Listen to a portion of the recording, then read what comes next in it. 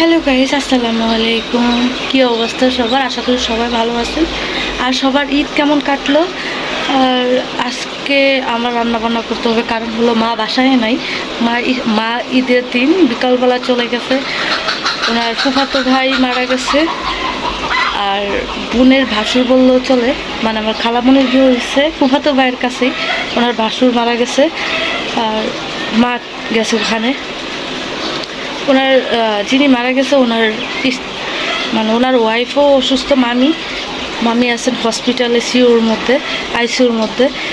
উনি ফার্স্টে স্ট্রোক করে, আর ওদিক থেকে ওনারা গেছিলো, যে ওনারা যেহেতু কষায়, আর ওনারা গেছিলো কষায় গরু জবাই করতে এক সাহেবের বাসায়। ওখানে যে গরু জবাই করতে যে স্ট্রোক করে মারা যায়। আর এদিকে মামি আগেই স্ট্রোক করে বাসা, ওনাকে হসপিটাল নেওয়া মামি জানে না ওদিকে যে মামা মারা গেছে। আর মামা তো জানেই না বাসায় কী হয়েছে। মামিও আইসিইউতে আছে। সবাই মামির জন্য দোয়া করবে, আল্লাহ যেন ওনাকে হায়াত দারাজ করেন, নেক হায়াত দান করে। আর মামা তো মারা গেছে, মামার জন্য সবাই দোয়া করবেন, মামা যেন জান্নাতুল উচ্চ মর্যাদা জান্নাতুল ফেরদৌস নসিব করে। এই জন্য মা বাসায় নাই। ঈদের দিন বিকেলে গেছে, তারপরের দিন আবার আসছে, ঈদের পরের দিন সকালে আবার বিকালে চলে গেছে। মা আজকে ঈদের চতুর্থ দিন চলে, আর সকালে রান্না বান্না আমিই সারবো। যেহেতু আম্মাই বাসায় নাই, এই জন্য রান্না বান্নার কাজটা আমাকে সারতে দেন। চোখের কি অবস্থা, পেঁয়াজ কাইটা। আজকে কি রান্না করব চলেন দেখি। আমি এখানে নিয়েছি কিছু পাবদা মাছ, এটা ভুনা করে দিব। এটা অনেকেই হয়তো জানে, এই মাছটা অনেক মজা খেতে।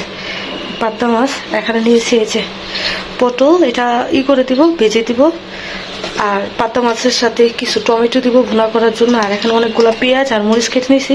ফ্রিজ খুলে দেখি আমাদের মরিচ শেষ। তারপর আমি ছাদ থেকে কিছু মরিচ নিয়েছি। আর এই মরিচগুলো যেই ঝাল আমাদের, দেখেন একদম বিচি পুরা ভরা, একটার ভিতর দেন কতগুলো বিচি, অনেক ঝাল এই মরিচগুলা।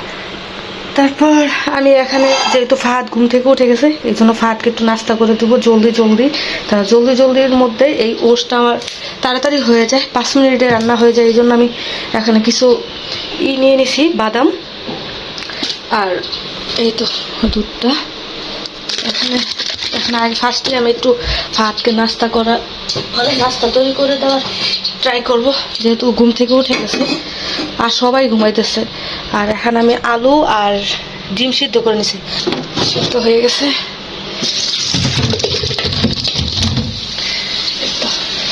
আলহামদুলিল্লাহ।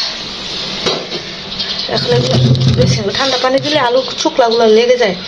এই জন্য হালকা একটু ঠান্ডাটা যখন কমবে, মানে গরমটা একটু কমবে, তখন আমি এগুলো ছুলে নিই, পানি দিব না। এই তো আজকে এই ছিল আমাদের রান্না বান্না। ফার্স্টে দুধ দিয়ে নিতেছি, পাতা পোস্টটা করে দিই। দুধ গলতেছে না, এই যে অল্প একটু দুধ গলছে, পাতিলা গরম হয়ে গেছে অলরেডি। এই তো এতটুকুই দুধ হয়ে যাবে আমার পোস্ট রান্নার জন্য। সবগুলা বাদাম আমি দিয়ে নিতেছি। ফার্স্টে আমি ওটার মধ্যে বাদামগুলো দিয়ে দিই। এই তো দুধের বলক চলে আসছে, বিসমিল্লাহ। একটু দুধে কমিয়ে দিই, চুলা পাহাড়টা। এখন আমি দুধের মধ্যে ওটসটা দিয়ে দিতেছি। বাস আল্লাহ, এখন আর 2 মিনিট লাগবে এটা রান্না করতে। ওটস রান্নার পাশাপাশি আমি এই পাশে পেঁয়াজ বাজার মধ্যে দিয়ে দিলাম।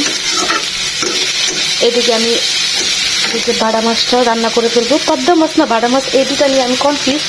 এটা কি মাছ?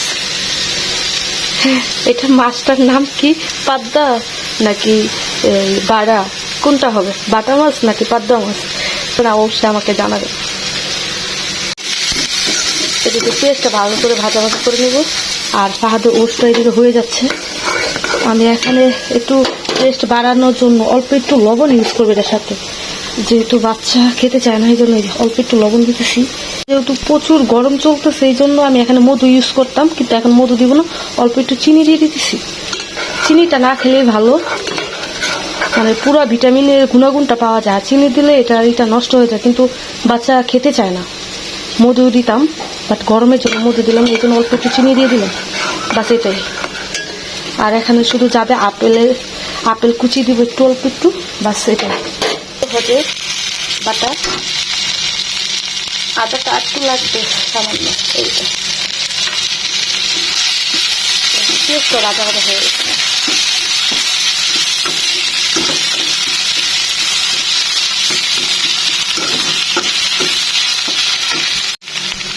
সামান্য কষানোর জন্য পানি দিচ্ছি।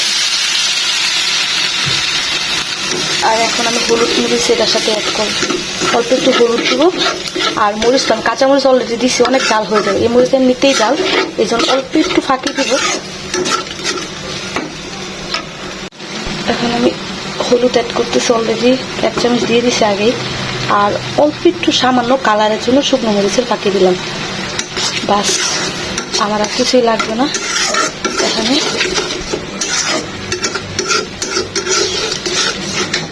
এখন আমি আপেল কুচিটা দিয়ে দিচ্ছি। আমার ওটস রান্না হয়ে গেছে, নাড়া দিয়ে আমি নামিয়ে ফেলবো। বাস বেশি ঘন করবো না, ভাত ঘন করাটা খেতে চায় না, এরকম একটু পাতলা পাতলা খেতে চায়। এখন আমি নামিয়ে ফেলবো। আবার পেঁয়াজ আর মশলাগুলো কষানো হয়ে গেছে, আমি এখানে এই টমেটো কুচিগুলো অ্যাড করবো। টমেটোগুলো ভালো করে গলে গেলে তারপর আমি মাছ দিব। ফার্স্টে আমি এটা ভালো করে একদম চেঁচে, আমরা যে টমেটোর চাশনি করি না, টমেটোর টক যেটা করে থাকি ওরকম করে একদম টমেটোগুলো গলে আসলে তারপর আমি পাতা মাছগুলো দিব। এখন ঢেকে দিব। এইটা উপরে ধরো দেখা যাবে তো, দিলে নিতেছি। আলহামদুলিল্লাহ হয়ে গেছে। আজকে বাদামগুলা কুচি করি নাই, এমনি আস্তে আস্তে রাখছি। নাস্তা রেডি, আমার ঝামেলা শেষ, সবাই ঘুমাইতেছে, এখন আস্তে আস্তে রান্না করলে হবে। এখন তুমি খাবার সারো, এদিকে রান্না করতে থাকি। এইদিকে আমি হলুদ মরিচ দিয়ে লবণ দিয়ে রেখে দিয়েছিলাম পটল, এটা এখন মেখে একটা চুলা যেহেতু আজার যাচ্ছে, মানে একটা চুলা এখনো ফাঁকা আছে, এই আমি তেলটা দিয়ে দিছি কড়াই। আর এখন পটলগুলো দিয়ে দিব, সবগুলা পটল মাখাই নিতেছি লবণ মরিচ আর হলুদ দিয়ে। সুন্দর করে একটা একটা করে দিয়ে নিব এখন। বিসমিল্লাহির রহমানির রহিম।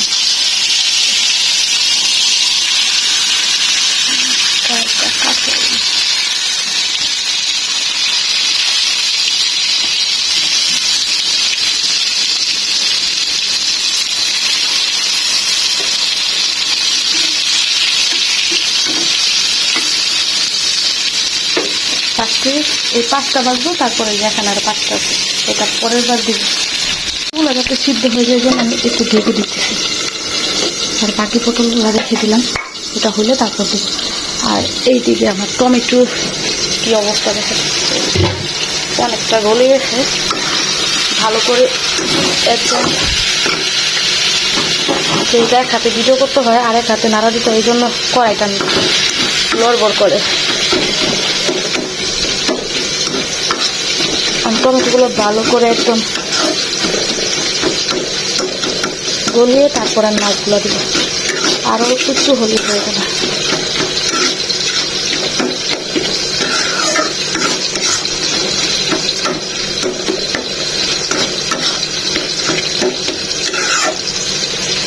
এদিকে সরিষার তেলের গন্ধ বের হয়েছে। আমরা যেহেতু সরিষার তেল দিয়ে রান্না করি সব কিছু, সরিষার তেলের এই প্রথম যে জাসটা বের হয় এটা ভালো লাগে না, কিন্তু পরে খাইতে গেলে আর সমস্যা হয় না। কিন্তু প্রথম যে জাসটা বের হয় না, এটা একটু বিরক্ত লাগে গন্ধটা। খাওয়ার সময় তেমন একটা সমস্যা হয় না। এখন আমার এই যে টমেটো কষানো হয়ে গেছে, আমি এখন এই পাবদা মাছগুলো দিয়ে দিচ্ছি। টমেটোর সাথে একটু ভালো করে কষিয়ে তারপর হালকা অল্প একটু জাল দেবে, একটু ভুনা ভুনা করবো, আর ঝোল রাখবো না।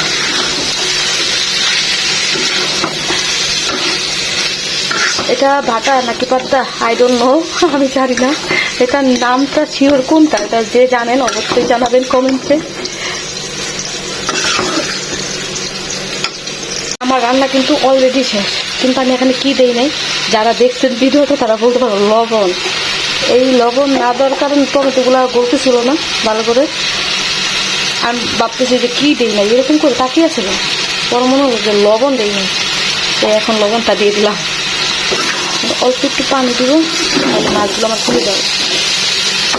আর পটল ভাজাগুলো হয়ে গেছে।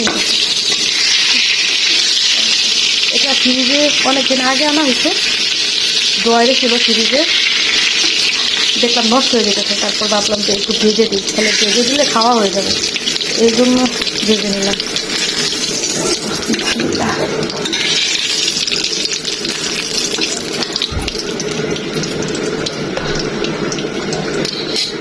বাকিগুলো দিয়ে দেওয়া যাক, এই তোমার বাকিগুলো।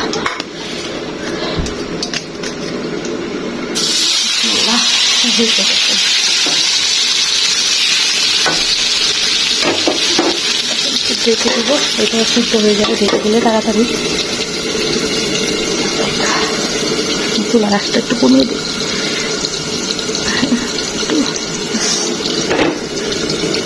আমার পটল ভাজাগুলো হয়ে গেছে, আর ওখানে আরো 5টা হবে। আমার 5টা রান্না হয়ে গেল, আর ওস্ত রান্না করে দিচ্ছি, ভাত খেয়ে ফেলছে।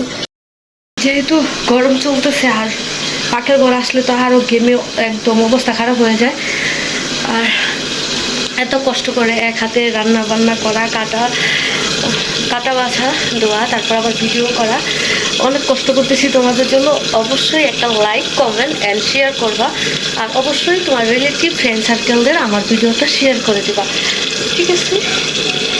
পাত্তা মাছটা কী অবস্থা, এই একদম গুলাগুলো করে রান্না করবো। আর এটার মধ্যে কী যায়, ধনে পাতা।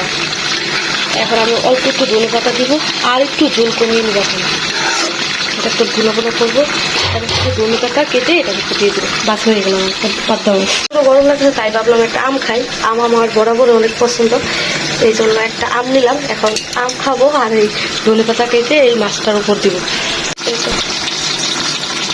লাস্ট এই ধনে পাতাগুলো আমার পাতা মাছের উপর দিয়ে দিচ্ছি।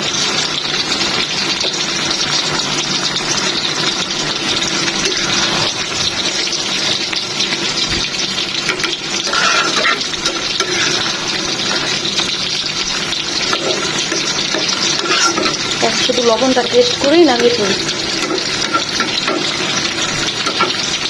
এদিকে ভাতের বলক চলে আসছে, আর এই যে আমি ডিম বসাবো, এই জন্য পেঁয়াজ, মরিচ, আদা রসুন দিয়ে এটা কষিয়ে নিচ্ছি, আর সাথে টমেটো। গরমের জন্য ফার্স্টে থেকে। আর এইদিকে আমার ভাতের এই যেটা চলে আসছে, কিছুক্ষণের মধ্যে ভাতও হয়ে যাবে। আর ফ্যানের নিচে বসে বসে ফাহাদ আর আমি এই ডিম আর আলু বেছে নিচ্ছি। বলক চলে পড়ে যেতেছে, দেখেন।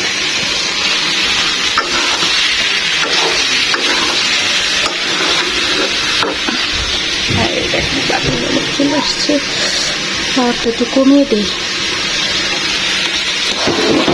পড়ে যেতেছে। আর ডিম আলু ভেজে তারপরে ডিম বোনা করে না, আর আমরা এইভাবে বোনা করি, কারণ বাজে এই যে ডিমের উপরের অংশটাই দেখছি শক্ত হয়ে যায়।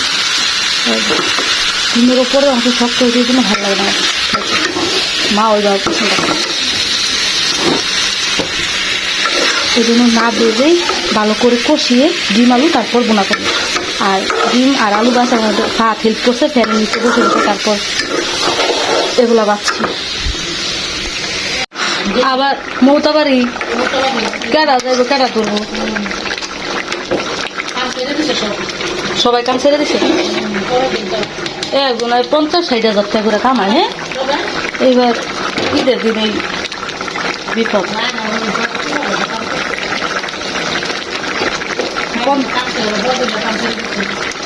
আগের দিন অর্ধেক করে আয় করছে, নাহলে 50-60 হাজার টাকা কামায়।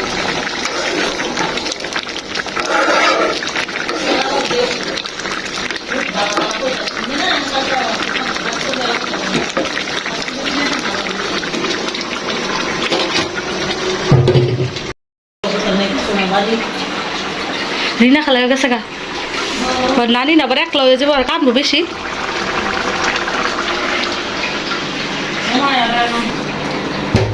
ডাক্তার নাই তো নাস্তা খেয়ে ঈদের ঈদের দিকে না, ঈদের দিকে ডাক্তার নাই খালি আমার ছেলে নেই পছন্দ না তো। ডাক্তারটা তো যাওয়া অবস্থাতে চিকিৎসা শুরু করতো না, সুস্থ কিছু হয়ে গেল। আমার সরকারি হাসপাতাল গুরুত্ব করে না, দূরে দূরে করুন না ঘরে আবার গেছে গা ইও সব ডাক্তার গেছে গা লম্বা ছুটি পাইছে না। একটা সিস্টেম থাকবো আর কি লাস্ট ইমার্জেন্সিতে একটা ডাক্তার খায় একটা পাবো আরো এই জ্ঞান ফিরছে দেয় না ফিরে জ্ঞান ফিরে না ডাক পারলে করতাম, ডাক পারলে মতো একবার ভালো হয়, আবার মরতে ডাক পারলে ফিরে টাকা ডাক পারলে চাই একটু করে চাই আবার তোরা খাই মিনি করতে ঢুকে না নাজিস স্যার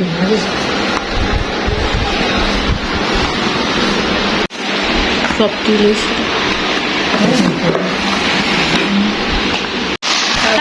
ডালটা করে দিছি খাই তালের বড়া ভালো লাগে এটা গত বছর তো নেই বছর আমি কাঁচা নিয়ে দিয়ে দিছি লইছে দিয়েছি করে দিয়ে দিছি উল জীবন তো হ্যাঁ আলাপ করে নিয়ে আপনারা দেবেন বহুত পছন্দ আমি ওই তো কাঁচা নিয়ে খায় মাংস তো না হলে দিতে দুই আড়াই কেজি লাগে এটা কি মজা দিয়ে দিচ্ছি জিব্রার মজা মাথার মাংস এক কেজি মাথা মাংস দিতে দেবে, এক কেজি দিয়ে দিচ্ছি ইয়ে করতে পারাইছে উইল উইল দিয়ে কবে তো খালাম মাছ না দিয়ে দিচ্ছি মাংস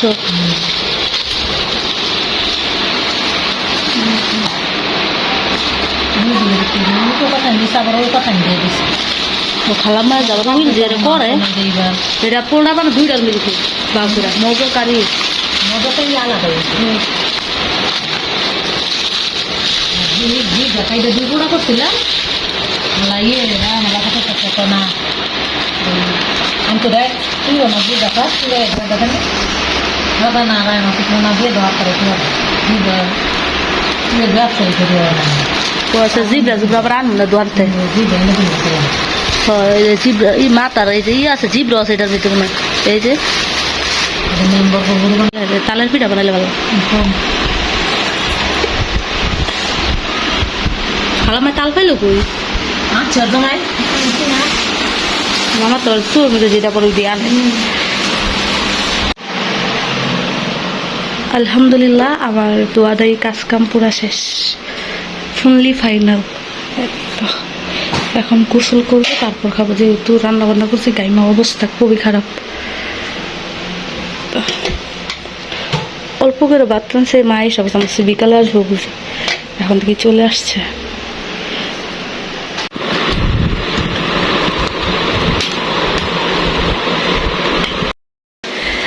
আমার এই ভিডিওগুলো এই পারিবারিক ভিডিওগুলো আপনাদের কেমন লাগে অবশ্যই জানাবেন আপনাদের কমেন্টে আমিও মানে কাজ করার আরও আগ্রহ জাগে আর অবশ্যই আমার ভিডিওতে একটা লাইক করবেন কমেন্ট করবেন আর সাবস্ক্রাইব তো অবশ্যই করবেন আর ফ্রেন্ড সার্কেলের কাছে আমার ভিডিওটা শেয়ার করবেন আল্লাহ হাফেজ আর সবাইকে